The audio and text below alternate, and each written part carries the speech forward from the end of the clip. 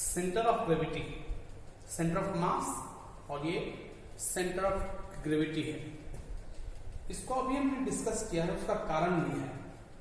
इसको हमने इतना लेट डिस्कस करने का एक कारण है, ठीक है, क्योंकि रोटेशनल इक्विलिब्रियम जब तक समझ में नहीं आएगा सिस्टम का जो है ना, तब तक ये सेंटर ऑफ ग्रेविटी को समझना डिफिकल्ट है। देखिए, एक सिस्टम अगर पाइवोटेड है और वो सिस्टम रोटेट नहीं कर रहा है, ओके, तो ये सपोज एक रिजिड सिस्टम है, रिजिड बॉडी है, and this is an axis, this is pivoted about an axis, ठीक है।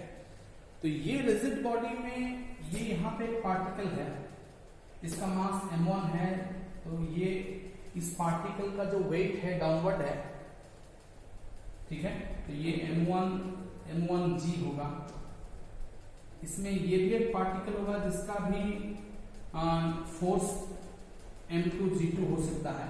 ये पार्टिकल a लोकेशन पर है, ये दूसरा पार्टिकल, एक system of n particle system है, ठीक है।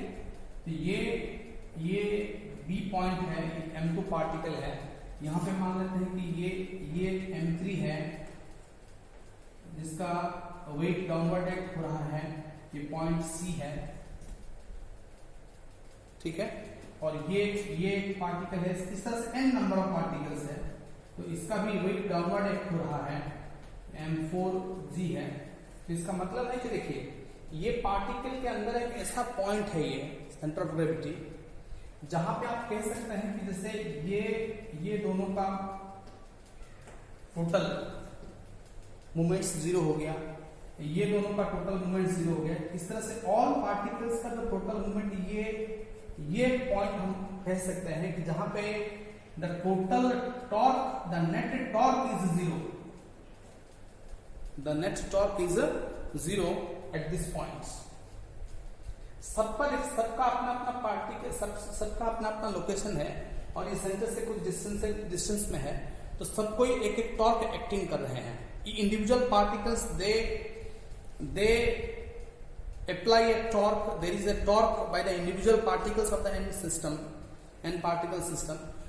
If the total torque of all the particles is summing out to be 0, then the rigid body will not rotate, okay, and the system under this suspension condition, under this pivoting condition, ये axis है, pivoted है, system rotate नहीं कर रहा है। इसका मतलब है कि सारा पार्टिकल का टोटल टॉर्क कैंसिल हो जा रहा है। एक पार्टिकल का क्लॉकवाइज रोटेट टॉर्क, दूसरा पार्टिकल का एंटी क्लॉक टॉर्क, सम होके 0, फिर दो पार्टिकल, ऐसे सारा पार्टिकल को मिला दें तो 0 हो जा रहा है टॉर्क। देन उस पॉइंट को, ठीक है, वो एक कॉमन पॉइंट है जहां पे टोटल टॉर्क को हम मान के चलेंगे कि 0 है। जैसे होता है ना कि सेंटर ऑफ मास में it is that point in the system of n particles where the total mass can be assumed to be concentrated.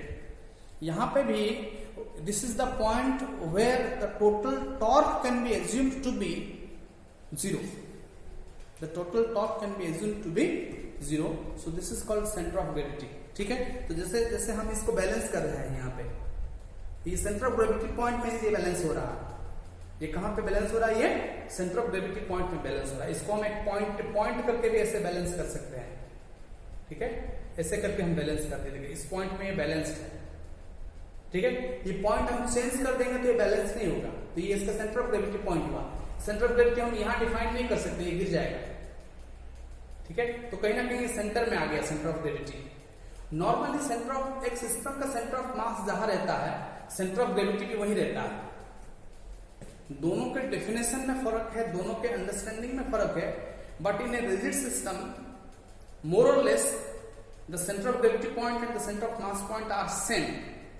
लेकिन कुछ सिस्टम है जहां मास बहुत ही ह्यूज मास है, बहुत बड़ा मास है, और मास का डिस्ट्रीब्यूशन नॉन यूनिफॉर्म है। कहीं पे मास बहुत ज्यादा है, कहीं पे मास कम है। तो एक बहुत बड़ा रिजिड सिस्टम जहां पे मास डिस्ट्रीब्यूशन सिस्टमेटिक नहीं, यहां पे देखिए मास डिस्ट्रीब्यूशन सिस्टमेटिक है, ये एक रेगुलर शेप ऑब्जेक्ट है, तो इसका सेंटर में फॉल कर जाएगा, ठीक है।